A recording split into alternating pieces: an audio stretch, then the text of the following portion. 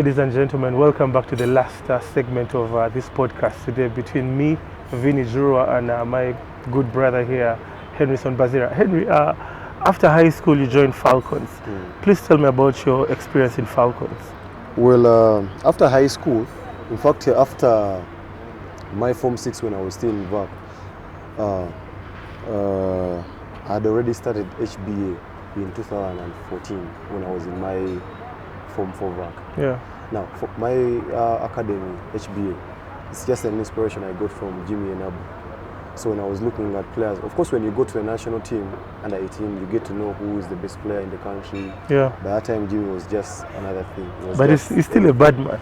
Yeah, by that time he was on top of his game. Like you couldn't mention the names of great basketball players. And you don't talk about Jimmy. And you don't start with Jimmy. Yeah. Jimmy, Okello, Ben Komakech, Ivan Inabu, I think.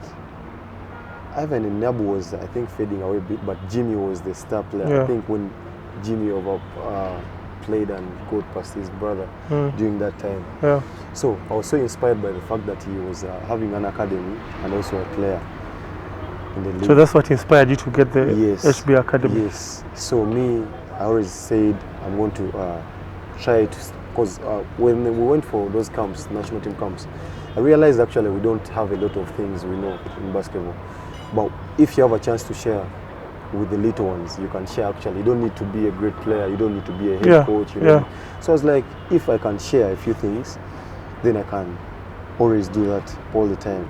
So my first engagement with the kids was with Emma High School because it was next to my school, my home. Yeah. Because me, I stay in Chisasi, next to Car Police there. So you approached, you said Emma High School? Yes. You approached them as the HB Academy? No, I approached them as a player that wanted other players to develop, to play better basketball. Yeah. So I always went to use their court for training. So I always called around a group of boys to come and train with me. I'm like, what I do, if you copy and practice the same things, you can as well become as good as me or even better than me.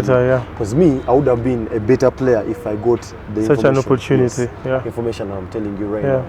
So I started working with a couple of boys. They came around.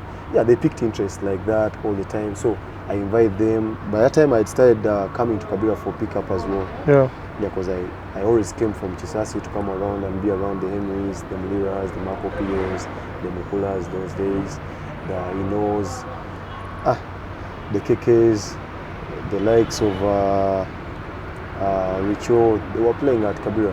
So I could come. Now, me, how I wanted to play at Kabira is because of how they played better basketball. Because those Henrys used to come from outside countries. They used to come from the UK. The Mukulas used to come from around, like from the US. They come around. The swag, the lifestyle, the way they conducted themselves, the ice they came with, putting on ice chains, they're playing in vests. Now, that was something unique from other courts. Yes.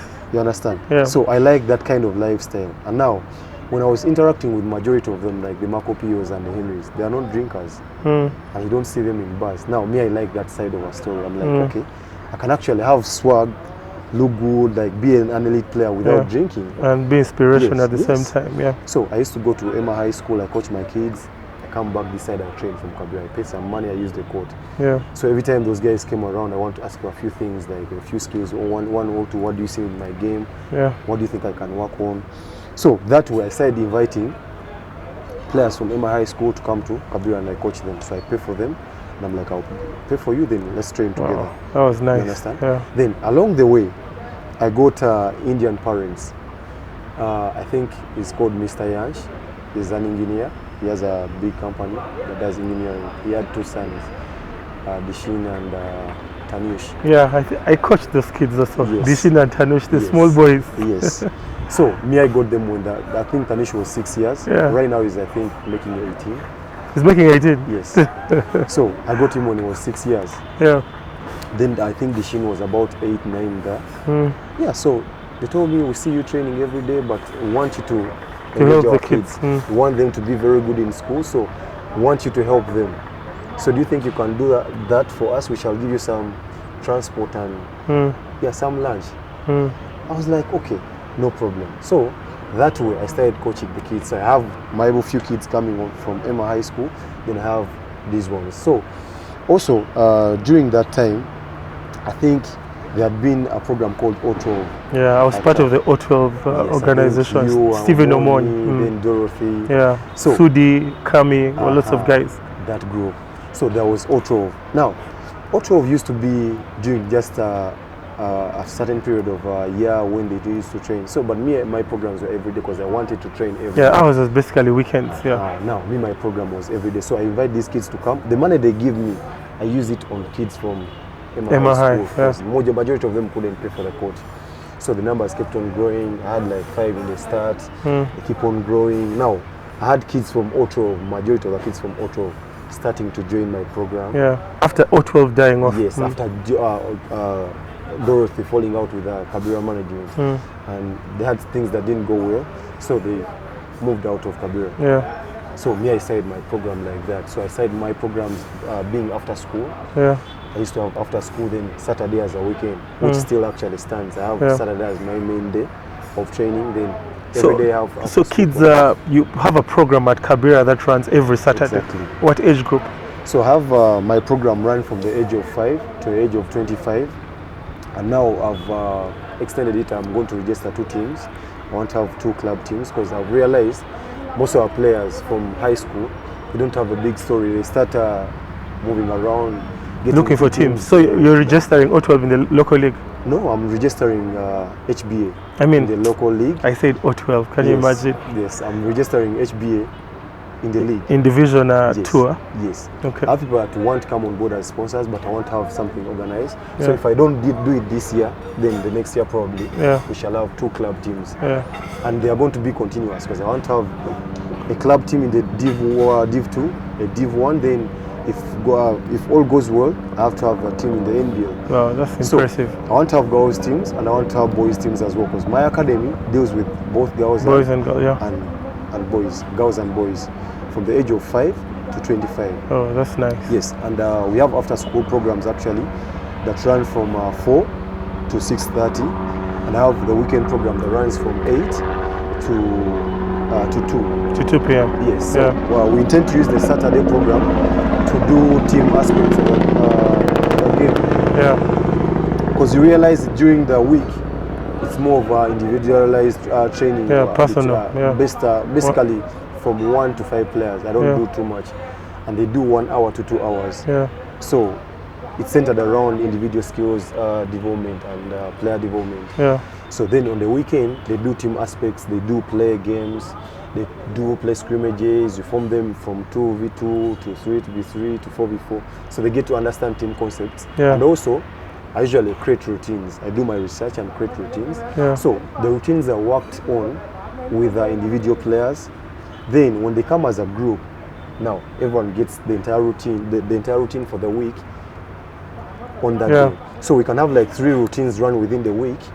Then on the weekend, we have players come together and we give them as a group. That makes sense. Are there any major players who have come out from O12 and have made it like HBA. God scale? Jesus. Yes. I beg your pardon. Are there players from HBA that have made it like, I've got scholarships outside, I've got teams in the local league here? Yeah, I have a lot of players. Actually, last year was a big year for us because we featured about 6 players on the national team under 16 that won the Afro Basketball. I had players like Obua, Terence, I had players like Mogisha, Amos, he was the captain of the team. And we had Peter Selunjo, he come from the US. Actually, Peter trained with me before even going to the US. So he learned from HBA? Yes, my player. We had players like Edwin Ekau. Adrian was from he's HBA? actually a player from my program as well. Yeah, so we actually had a lot of players there, and now the number of people that tried out in the national team as well. Most of them are from HBA? Yeah, because we had about 12 players that tried out from the HBA. Yeah. And now, like between 9 and 10 made it to the final, like 15. Yeah. Then final roster, we had Peter Seunjoji, Edwin Ekau, we had Mogisha Amos. Yes. So what separates HBA from other academies in the country? Well, you see, as an academy, we're developing players. It's not about just playing the game. Yeah. Now, the uniqueness we're having is on top of developing the game of basketball, developing the players as developing their skills, we add other disciplines in life, like maybe how they are supposed to conduct themselves. Yeah, as men, women. Yeah. We have a fitness program, we have a nutritional program for them. We advise them on how they are supposed to balance their diet. Yeah. What are you supposed to eat? What are you not supposed to eat as an athlete? What are you supposed to do as an athlete? How are you supposed to conduct yourself if you're speaking? We teach them how to do the interviews. How, if we approached you and we have a quick interview, how would you respond to certain questions? That's very important. How are you supposed to dress? Yes. How are you supposed to conduct? How do you receive a phone call from your parents and from your mates? Yeah. So we talk about those simple things. We usually engage parents into this kind of arrangements. Then we have a program that talks with adolescents to help them manage their kind of living within that age category. That's important. So we try to look at all around a player. So it's not only basketball. It's not only basketball. Wow. We do the mentorship as well. That's nice. Then we're looking into looking for them scholarships as well, because apparently we have about 12 players actually out of our country. From HBA? Yes, we have the likes of Terry Wele, we have George Baitwa, we have Daniel Selunjoji, Peter Selunjoji. Yeah. Then we have Josh Selunjoji out there. We have Gabe in the UK. We have Jordan in Canada. We have Jesse from in Canada as well. Yeah. So basically, we have a lot of players that are breaking through, or that have the foundation from HBA, and now they are broken through, and their game has grown. That's major. You understand? I mean, I'm going to take you away from HBA. You dodged my question. I asked you about Falcons. Yes. Let's talk about Falcons. I know this is the last segment, and we're running out of time. How was Falcons? I know you played for Falcons. Everyone knows Mr. HBA, Mr. Falcons. Yeah. How was Falcons as a basketball team for you? Yeah, for starters, actually, how I joined Falcons, that was in my Form 6 VAC. To go back to your question, right? Stephen Omon phoned me at Kabira. The great Stephen Omon. The great Stephen Omon. Actually, Stephen Omon brought me to Falcons. Yeah. Because he phoned me at Kabira, and I think that was the first time Falcons had been relegated. Remember that season they got relegated? Yeah. So Stephen Omon phoned me at Kabira. He used to come and shoot around. He used to come actually in times people are done with pickup, and he shoots around, then he goes away. Yeah. So Stephen Omon phoned me shooting. He phoned me like 3 days. At first, he's not a man of too many words. Of course. But then, the third time he phoned me on court, he told me, "You man, are you playing for a team?" Then I told him, "No, I'm not playing for a team." He told me, "Do you plan to join a team?" I told him I didn't have something in mind, but I'll take the opportunity if it came to me. He told me, did you know who you were talking to at first? At first, I didn't know who Stephen Omon actually. No, I knew, I've heard of him, but I didn't know he was the one. Yeah. I never met him physically. Yeah. So he told me, "Let's play a one-on-one. If you beat me, I'll give you a team. I'll take you to a team." Yeah. So me joining a team sounded like something very big, because the way I see NBA players, the drafts and everything. So it sounded like an opportunity that was really very big. Yeah. And I'd had a lot of stories about the great Falcons. Yeah. The 5-time champions. Yeah. The greatest team in Ugandan basketball. Yeah. Yeah. So I was like, okay, let's play. So we play one-on-one. I take game 1. I take game 2. He tells me you have one more. I think he didn't want to play so much, and he had seen already what he wanted. So the last game was actually to teach me a lesson. I had played rough on him. He goes, then I push him, I elbow him. He was like, "This game, you're supposed to earn it." I was like, "Okay, but I've earned the other games." Yeah. So it was like, "Hey, you're now talking." He has those simple, strong words. "So now you're talking, because you've won. You think you can play?" I was like, "Yeah, I can play. I won 2 games." Yeah. So he's like, "Let's play." Now I remember going for a layup. He slapped my arm so bad. So I was like, "Now this is not basketball. You slapped me." He was like, "Now, young man, when you are playing the first 2 games, and you're hitting me, I was letting you because you are hitting me. But remember, I'm also human and I'm also a player. Yeah. But now, when I hit you, you reacted. Yeah. Whenever you play a game of basketball, understand that whenever you do something to a player, they can also do it to you. And you have blood, and they have blood. Yeah. So we're going to stop here. I'm going to connect you to someone. I'm going to give you a contact. Call them tomorrow because they have training." So he gave me Afande's number.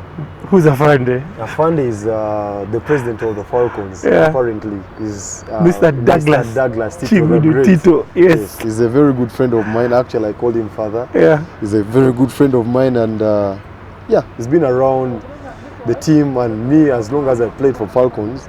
I know him so much. Yeah. And he's helped me in a couple of things, even off court. So I called the gentleman and he told me, "Who are you?" I'm like, "I'm HENRISON, MBAZIIRA. Stephen Omoy told me I called you." So he told me, "Okay, I'm busy, but I'm going to give you a number." So he gave me Douglas's number. MBAZIIRA. The deputy president of Falcons. Falcons. Yeah. He told me, "Call that gentleman. He's going to direct you to where they train. You go to the training ground. If you're worth it, then he will join you to the team." So when I called Douglas told me by that time they were training at main grounds. He told me, "Come to main grounds. Make sure you keep time." Yeah. At 2 I was at main grounds. I found Dixon shooting. At 2 p.m. Yeah. And practice was supposed to begin at 5. Yes, I found Dixon Asiku shooting. Now, he was shooting like a star, shooting. And I sat because I knew I was waiting for someone called Douglas. Now, Douglas came late that day. But I was there waiting. Yeah. I was waiting. So when he came, he told me, "You're the one that was calling me. Hey, join the training." So I joined the team like that. I started playing. When I started playing, of course, things looked a bit better on my side. Douglas tried asking me a lot of questions. "Hey, how old are you? Hey, what are you?" Because every tata, those kind of player questions. "Okay, you're going to start playing. We're going to register you in the league. Start coming for training. These are our training days. This is Coach One." So he introduced me to coaches that were there. There was Disan, huh? Disan was there. Coach Disan at that time. "Hey, this is Coach Disan." Then there was Shikuku as well. I don't remember. No, Shikuku was not there. It wasn't there. It was Disan, eh? Yeah, it was Disan. So he introduces me to the players. I remember that time. I think you were there on the team. No, I was not there. Yeah. I think there was Karoro, Francis, Dixon. Yeah. Dixon. Yeah. I remember. I'm not remembering the name. Even Douglas actually was playing. He was a coach player, I think, that time. So that's how I joined Falcons. Yeah, that's how I started playing for Falcons. And actually, I earned my minutes because I was a fighter. Yeah, my double-doubles, what?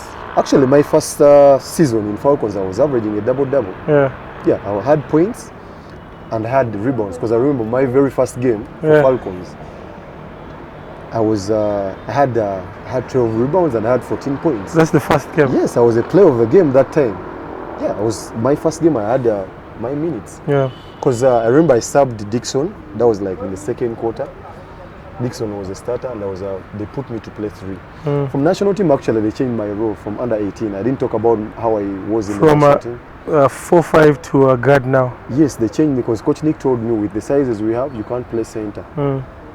You have to change your role to a number 3. And so, you're very athletic, so learn how to beat your one-on-one, learn a triple threat, then you're going to play as number 3. So when you came to Falcons, you played position 3? I played position 3.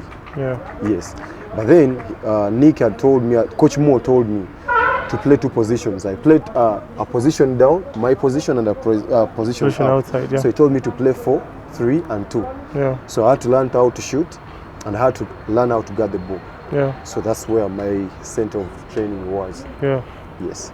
So how was Falcons as a basketball team? I think it's the second team in the country with the most championships. Of course, City Oil came and dominated. Yeah. Falcons was number 1 for a very long time. How was Falcons as a basketball franchise? Falcons, I've understood a lot of things about Falcons. I should say my biggest league platform, how people know me, HENRISON, they know me, Mr. Falcons. There's a point some players had started saying that because me, I didn't have a plan of playing for another team in the league.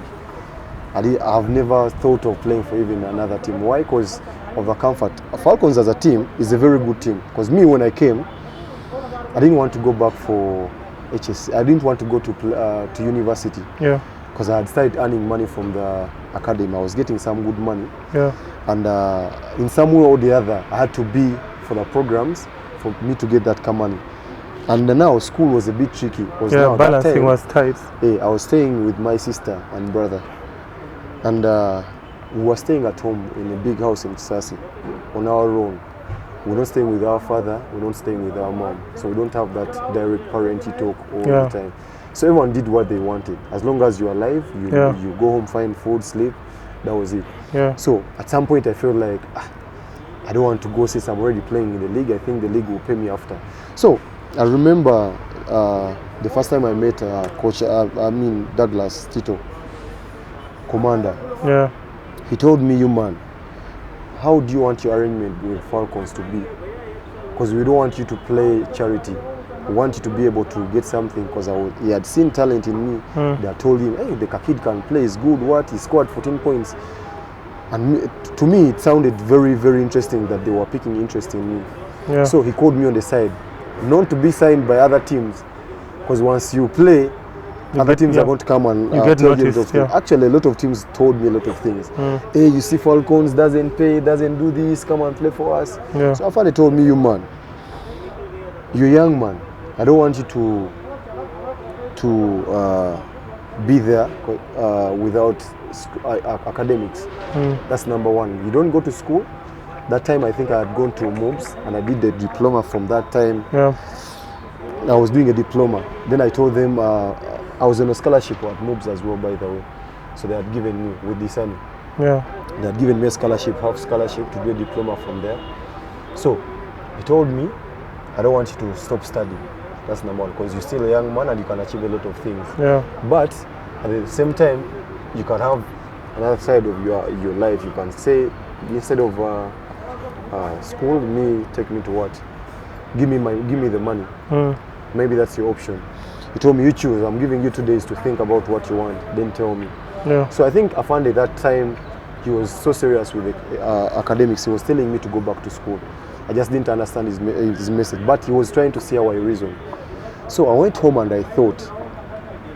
So I thought about it in this way. I was like, how much do I need to pay for school? By that time, I was supposed to pay 2 million for university, for the course I wanted to do. I wanted to do business administration. Because I did a diploma in business administration. So I wanted to upgrade, So he told me to choose between two things, being paid and the scholarship, paying for me school fees and being given money. So I went home and I thought, I was like, this is 2 million being paid at that's cool. Plus other things that come along. Then he's telling me they wanted to give me 300,000. So I went home and I thought, and I was like, this is 2 million and this is 300,000. I think I have an answer. If I can stay in school, even if I don't go to school, I'll get that money. So I didn't know Afande was actually very connected in the universities. He knows a lot of sports administrators, school administrators. So he told me, which school do you want to go to? I told him I wanted to go to MBAZIIRA, but I want to change environment as well, because MBAZIIRA is far from where I stay. The lectures are very different. They don't want to give me a course I wanted, what. So he told me, I'm going to get you a school. So Ndeje gave me a full scholarship. Yes, the course I wanted. By that time there was Walker. So Walker said, you're a very good player. I want you to play for my team in the league and also play university games. But Afande disagreed. Afande was like, this is a player I'm going to build around. I'm not giving you this player. So Walker was like, if he's not coming to play for a team, for a club, he's not scholarship. So Afande called directly the dean.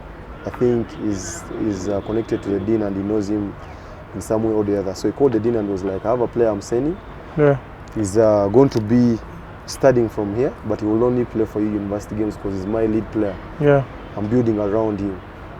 So the dean accepted and I did my academics. Falcons actually formed the biggest part of my academics. I got my degree in accounts and finance from Ndeje University because of Falcons. So the team has been good to my side because of that decision that I took. I chose academics over the money I would be paid, and which is something I would wish all the players do.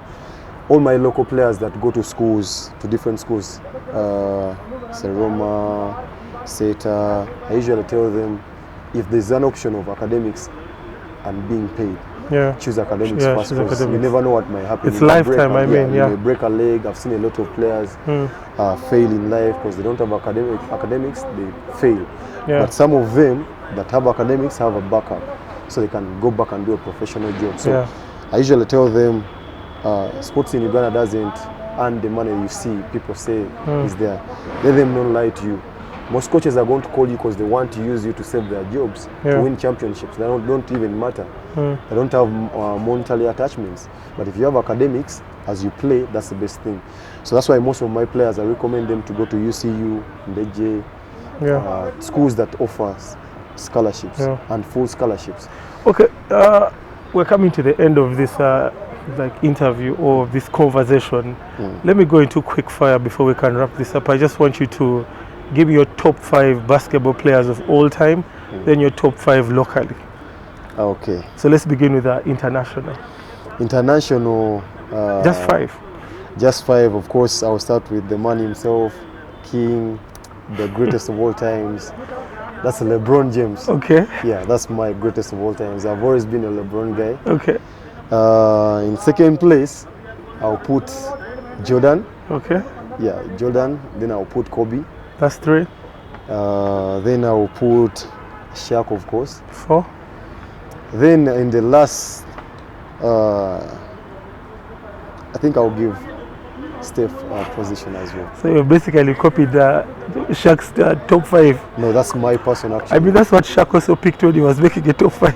Okay, but that's what I feel, because I mean, when I talk about Stephen Curry, is he first generation? Yeah. It's a shooting generation. Jordan, Kobe, Jordan Shaq. has his time. Yeah. Kobe, look at the legacy left. Yeah. LeBron is still breaking records. Yeah, making records. Then locally? Then locally I'll put for a center position, I'll put Henry Malinga. Yeah. Then I'll put Jimmy and Abu. Then I will give Oxy a position, because he's actually earned it. Oxy, James Okello. Yes. Yeah, that's 3. Yeah. Then I'll put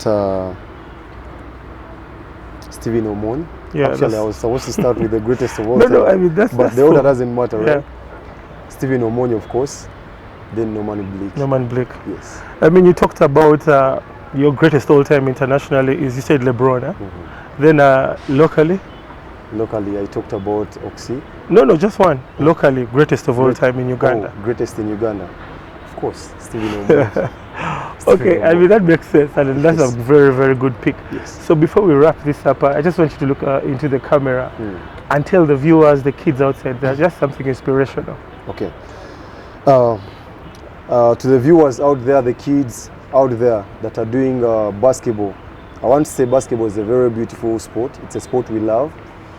And I should say, if you want to play the game, you have to love the sport. And if you love the sport, which is basketball, you need to put in the work. That's what I call respecting the sport. If you want to play and go far, you need to stay disciplined and focused. Forget distractions like women wanting to get early into women, like thinking you have to have as many girls to succeed or to look cool. Then also wanting to copy certain behaviors like drugs, like drinking. I wouldn't advise that to be an option, because that will just cut and shatter your dream. Then I would say academics is everything. It's first priority if you're going to play basketball very far, because usually even when they're giving scholarships out there to go to America, Canada, Australia, if you're going to other countries to play at a bigger level, your number one step is going to be your academics. How you balance academics with basketball is going to take you far. Then number 3, or last but not least, is always try to ask as much about the sport. Always find out, be informed about the sport. It's very important. That way you won't miss opportunities. Otherwise, if you're playing very good basketball and you're playing in the shadows and you don't know what's happening in the country, what's happening all around the world, you're playing in the shadows, you won't know where to go, you don't have direction. Then iconize players. Choose a player. Me, I chose LeBron. Whenever I play, I want to try to bring in that element of leadership, scoring, those kind of things. So iconize a player, try to play like them, go into their off-court kind of lifestyle. What do they do? How do they feed? How do they conduct themselves? What kind of work do they put in? That way you can only keep getting closer to them. Then you can't love the sport and hate one another.